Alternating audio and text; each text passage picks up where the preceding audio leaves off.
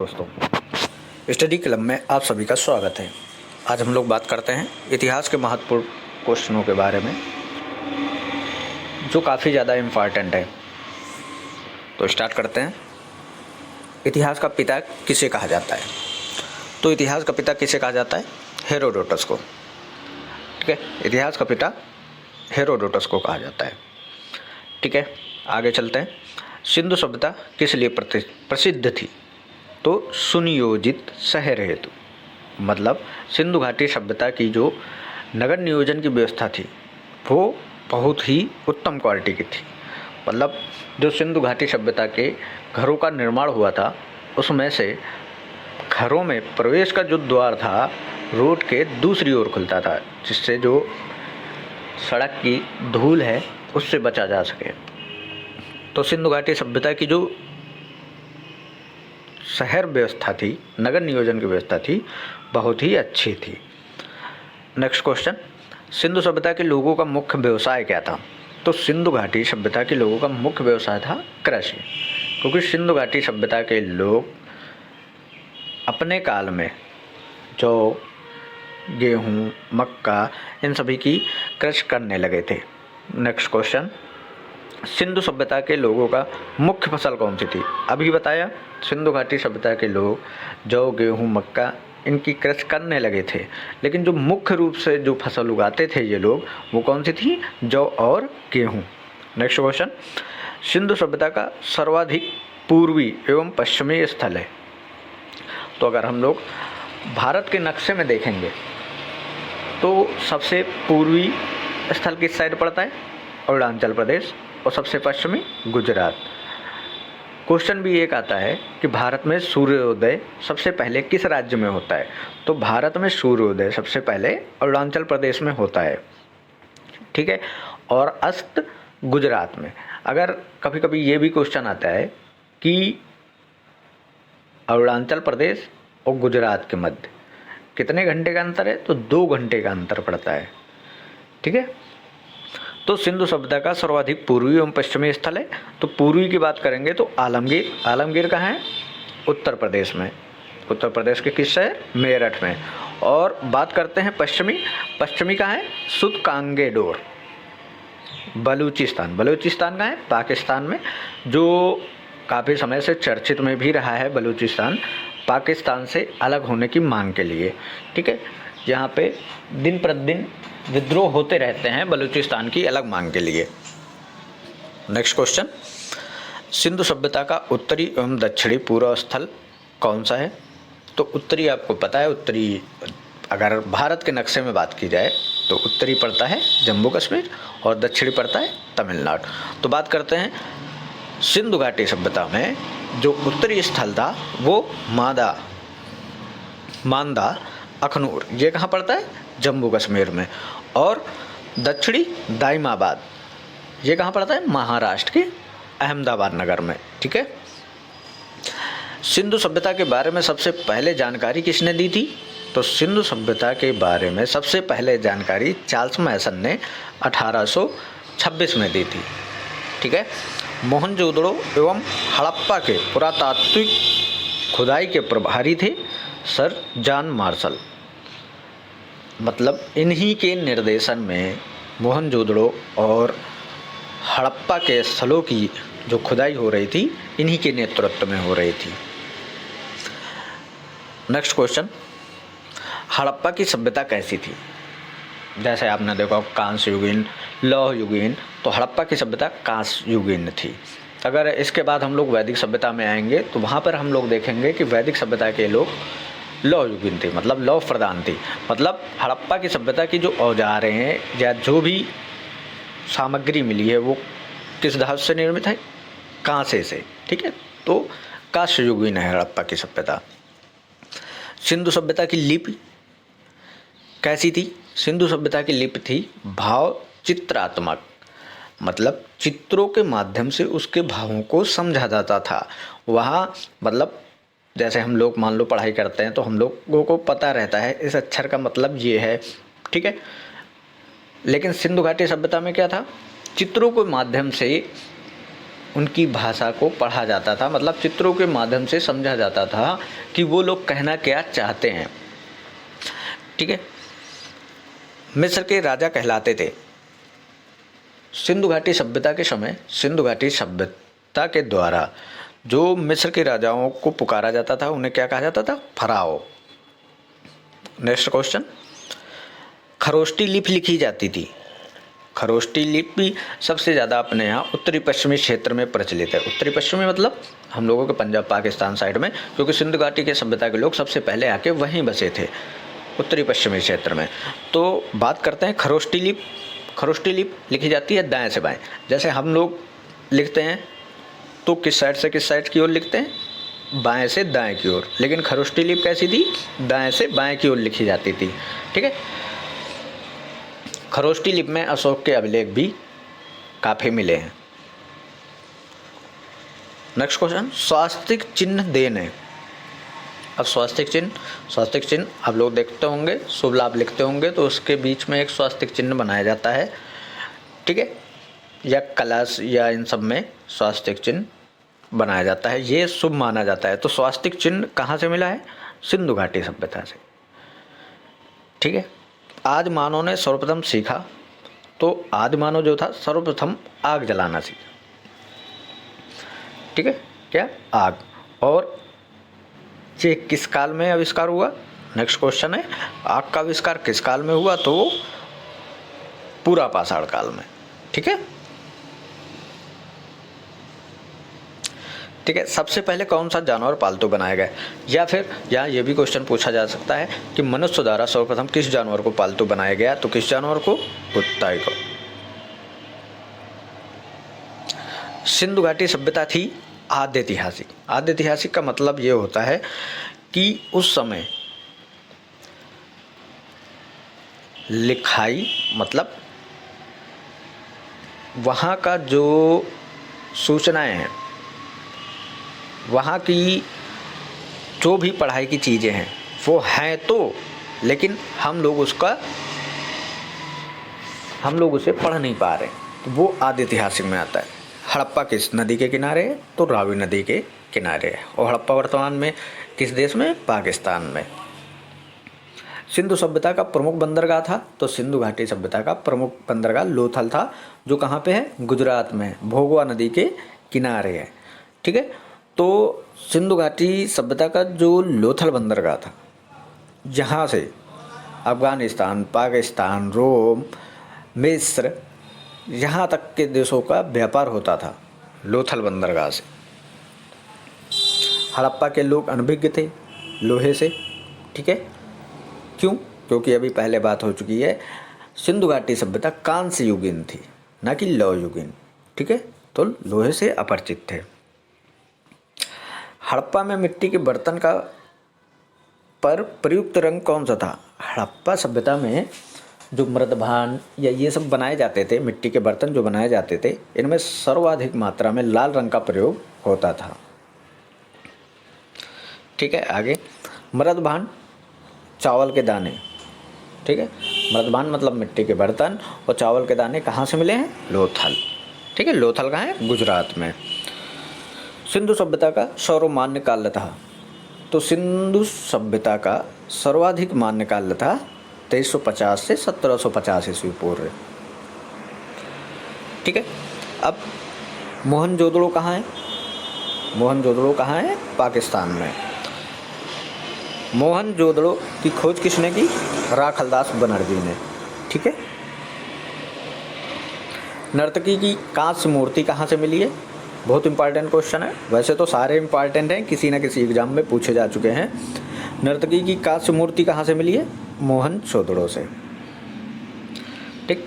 सिंधु सभ्यता की सबसे बड़ी इमारत है जो कहाँ से मिली है? मोहनजोदड़ो से। कौन सी है? अन्नागार। मतलब सिंधु घाटी सभ्यता के लोगों में अन्न को भरने के लिए विशाल अन्नागार बनाए गए थे, जिनमें बड़ी मात्रा में अन्न का भंडारण किया जा सके। ठीक है। मोहनजोदड़ो से प्राप्त प्रमुख स्मारक कौन है?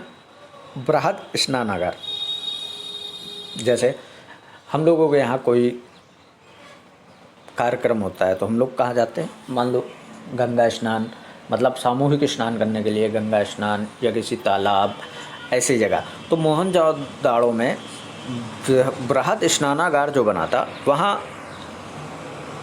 इस प्रकार बना था कि वहाँ ऐसा प्रतीत होता था कि सब लोग सामूहिक स्नान करने आते हैं। जैसे कोई वहाँ कार्यक्रम या कुछ भी हो तो सामूहिक स्नान करने के लिए आते हो। मेसोपोटामिया, आधुनिक नाम क्या है? इराक। मेसोपोटामिया का शाब्दिक अर्थ क्या है? तो शाब्दिक अर्थ है दो नदियों की बीच की भूमि। हड़प्पा की खुदाई हुई थी। हड़प्पा की खुदाई किसने करवाई थी? दयाराम साहनी ने। ठीक है, किस सन में? 1921 में। सिंधु घाटी के लोगों ने पूजा की किसकी? मातृ देवी। मातृ देवी क्या है? सिंधु घाटी सभ्यता जो थी मातृ प्रधान सभ्यता थी। ठीक है, इसलिए वहाँ के लोग किसे पूजते थे? मातृ देवी को। पुराणों की रचना किस काल में हुई? गुप्त काल में की गई। और पुराणों की संख्या कितनी है? 18 है। सबसे प्राचीन पुराण कौन सा है? मृत्स्य पुराण। पुराणों के रचयिता हैं लोमहर्ष एवं उग्रश्रवा। वेदों व वेदांगों की संख्या कितनी है? वेदों की संख्या 4 और वेदांगों की संख्या 6। उपनिषद की संख्या कितनी है? उपनिषद की संख्या 108 है, परंतु उनमें प्रमाणित कितने? 13। मतलब सही से जो सामग्रियां मिल पाई वो केवल 13 की ही मिल पाई हैं। ठीक। पुराणों का अध्ययन करने वाला प्रथम मुसलमान कौन था? अल-बरूनी। ठीक है। उपनिषद विषय वस्तु है दर्शन का, मतलब जो उपनिषद है वो तत्कालीन वहाँ के समाज, वहाँ की चीज़ों के बारे में दर्शन कराते हैं। मतलब हम लोग उतने समय के सिद्धांतों, नीतियों, इन सब चीज़ों को समझ पाते हैं। ठीक है, तो किस चीज़ का? दर्शन का। ब्राह्मण संबंधित है कर्मकांड से। ब्राह्मण कर्मकांड से संबंधित मतलब जैसे हम लोगों के पूजा पाठ, हवन, ठीक है, ये सब चीज़ें कौन कराते हैं? ब्राह्मण। तो ये कर्मकांड से संबंधित है। सबसे प्राचीन वेद कौन सा है? ऋग्वेद। उसमें सूक्तियाँ कितनी हैं? मतलब श्लोक कितने हैं? 1028। गद्य एवं पद्य वाला वेद, मतलब जो गद्य के रूप में भी लिखा गया है, पद्य के रूप में, मतलब उसमें कविताओं का भी उल्लेख है और कहानियों का भी उल्लेख है। ऐसा वेद कौन सा है? यजुर्वेद। शतपथ ब्राह्मण संबंधित है किस वेद से? यजुर्वेद से। तंत्र मंत्र संगीत वेद है, मतलब तंत्र मंत्र, जादू, टोना, इन सब का उल्लेख किस वेद में? अथर्ववेद। भारतीय संगीत का जनक किस वेद को कहा जाता है? सामवेद को। गायत्री मंत्र किस वेद से लिया गया है? ऋग्वेद से लिया गया है। ठीक है। गायत्री मंत्र के रचनाकार कौन है? विश्वामित्र जी हैं। नेक्स्ट क्वेश्चन, गायत्री मंत्र किसे समर्पित है? सावित्री या सूर्य देवता को।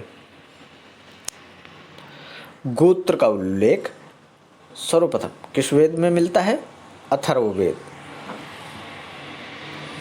भागवत धर्म के प्रवर्तक किसे माना जाता है? श्री कृष्ण को। भक्ति आंदोलन का प्रारंभ किसने किया? अलवर संतों ने। ठीक, ये शैव के भक्त थे शिव भगवान के। आर्यों की जानकारी का स्रोत कौन सा है? ऋग्वेद। ऋग्वेद में सर्वाधिक बार वर्णित नदी कौन सी है? सिंधु। क्योंकि हम पहले भी बता चुके हैं, जो सिंधु घाटी सभ्यता के लोग बसे थे वो सर्वप्रथम कहाँ बसे थे? उत्तर पश्चिमी क्षेत्र में। उत्तर पश्चिमी क्षेत्र में स्रोत कौन सी नदियाँ हैं? सिंधु, रावी, झेलम, ठीक, चेनाब। तो सबसे ज़्यादा जो वर्णित नदी है सिंधु है। ऋग्वेद में वर्णित सबसे पवित्र नदी कौन सी मानी जाती है? सरस्वती। ऋग्वेद में वर्णित प्रमुख देवता कौन से हैं? इंद्र। ठीक है। ऋग्वेद में कितने मंडल हैं? 10। और सबसे नवीनतम मंडल या सबसे बाद में रचा गया मंडल कौन सा है? 10वां। ऋग्वेद में पूर्णतः सोम को समर्पित मंडल कौन सा है? 9वां। सत्यमेव जयते किस उपनिषद से लिया गया है? मोस्ट इंपॉर्टेंट, मुंडको उपनिषद से। ठीक है। प्राचीन हिंदू विधि का लेखक कौन माना जाता है? मनु। ठीक है, हिंदू विधि मतलब हिंदू धर्म के जो विधि विधान, ठीक, रीति रिवाज, संस्कार, ये सब किसने रचित किया है? मनु ने। स्मृति ग्रंथों में सबसे प्राचीन है कौन सी स्मृति है? मनुस्मृति। पुस्तक मिताक्षरा के लेखक कौन है? विज्ञानेश्वर। महाभारत का एक अन्य नाम कौन सा है? जय संहिता। महाभारत की रचना किसने की है? वेद व्यास जी ने। महाभारत का जो फारसी में अनुवाद किया गया है, तो फारसी में इसका नाम रखा गया है रज्जनामा। आर्यों का भारत आगमन हुआ था 1500 ईसा पूर्व। जैसे सिंधु घाटी में सर्वाधिक मान्यकाल अभी हम लोग ऊपर पढ़ चुके हैं 2350 से 1750 ईस्वी पूर्व, और आर्यों का भारत आगमन हुआ है 1500 ईस्वी पूर्व। आर्य पहले बसे पंजाब एवं अफगानिस्तान। ठीक है, इस संबंध में एक और क्वेश्चन आता है। बाल गंगाधर तिलक ने आर्यों का निवास स्थान किसे बताया था? अंटार्कटिका को। ठीक है, ऋग्वेद आर्यों की भाषा थी, संस्कृत थी। आर्य लोग भारत आए थे मध्य एशिया से। ठीक है, शून्यवाद का प्रतिपादन किसने किया? नागार्जुन जी ने। बुद्ध जी का जन्म कहाँ हुआ था? लुम्बिनी में। कब हुआ था? 563 ईस्वी में। बुद्ध जी की मृत्यु कब हुई? कुशीनगर में। कब हुई? 483 ईस्वी पूर्व, मतलब 100 वर्ष। बुद्ध जी की जो मृत्यु हुई, इसे बुद्ध धर्म में किस नाम से जाना जाता है? महापरिनिर्वाण। बुद्ध जी के प्रथम गुरु कौन थे? अलार कलाम। बुद्ध जी द्वारा ग्रह त्याग की घटना को क्या कहा जाता है? महाभिनिष्क्रमण। ठीक है, बुद्ध जी का प्रथम प्रवचन, बुद्ध जी ने प्रथम प्रवचन कहाँ दिया था? वाराणसी में या बनारस, और इसे क्या कहा जाता है? धर्मचक्र प्रवर्तन। ठीक है, बुद्ध ने अपना प्रथम उपदेश दिया कहाँ? सारनाथ में। बुद्ध ने अपने उपदेश किस भाषा में दिए? पाली भाषा में। बुद्ध ने सर्वाधिक उपदेश दिए कहाँ पे दिए? श्रावस्ती में। बौद्ध धर्म के 3 रत्न कौन है? बुद्ध, धम्म और संघ। बौद्ध धर्म ग्रहण करने वाली पहली महिला कौन थी? गौतमी। प्रथम बौद्ध संगीत कब हुई? 483 ईस्वी में, जिस वर्ष बुद्ध जी की मृत्यु हुई थी। और ये किसके काल में हुई थी? अजातशत्रु के काल में हुई थी। कहाँ पे? राजगृह में। ठीक है, इसके बाद है चतुर्थ बौद्ध संगीत कहाँ हुई थी? कुंडलवन में, कश्मीर में। किसके समय में? कनिष्क के समय में। बौद्ध संगीत के आयोजन स्थल कौन कौन से हैं? पहली संगीत कहाँ हुई? राजगृह। दूसरी कहाँ हुई? वैशाली। तीसरी पाटलिपुत्र। चौथी कश्मीर। बुद्ध के पूर्व जन्म पर आधारित कथा किस नाम से जानी जाती है? जातक। अजंता की गुफाओं में किस ग्रंथ का चित्रण है? जातक। बौद्धों का पवित्र ग्रंथ, क्योंकि इसमें बुद्ध जी की पूर्व जन्म की कथाएं वर्णित हैं। बौद्ध धर्म का प्रमुख ग्रंथ है पिटक। ठीक है, बौद्ध धर्म का पूजा स्थल है चैत्यमंडा। बुद्ध चरित्र के लेखक हैं अश्वघोष। आजीविक पंथ का प्रवर्तक या आजीविक पंथ के संस्थापक मक्खल गोस्वाल। हिजरी संवत की शुरुआत हुई 622 ईस्वी में। सिखवाद का प्रवर्तन कब हुआ? तो 1500 ईस्वी में। सूफी धर्म का विकास कब हुआ? 9वीं शताब्दी में। इस्लाम के प्रवर्तक हजरत मोहम्मद साहब का जन्म कब हुआ? 570 ईस्वी में। कहाँ पे? मक्का में। जैन धर्म के प्रथम तीर्थाकर थे ऋषभदेव। जैन धर्म के अंतिम और 24वें तीर्थाकर थे महावीर। जैन तीर्थाकर की जीवनी का उल्लेख है कल्पसूत्र। महावीर जी का जन्म कहाँ हुआ था? वैशाली में। कब हुआ था? 540 ईस्वी पूर्व। महावीर जी की मृत्यु कब हुई? 468 ईसा पूर्व। कहाँ पे हुई थी? पावापुरी में। महावीर किस राजघराने में पैदा हुए? क्षत्रिय। महावीर जी का प्रथम अनुयायी कौन था? जमाली, मतलब जो महावीर जी का खुद दामाद था। महावीर और बुद्ध दोनों ने उपदेश किस शासक के शासनकाल में दिए? तो मगध नरेश बिंबिसार के शासनकाल में। जैन धर्म के 3 रत्न हैं: सम्यक दर्शन, सम्यक ज्ञान, सम्यक आचरण।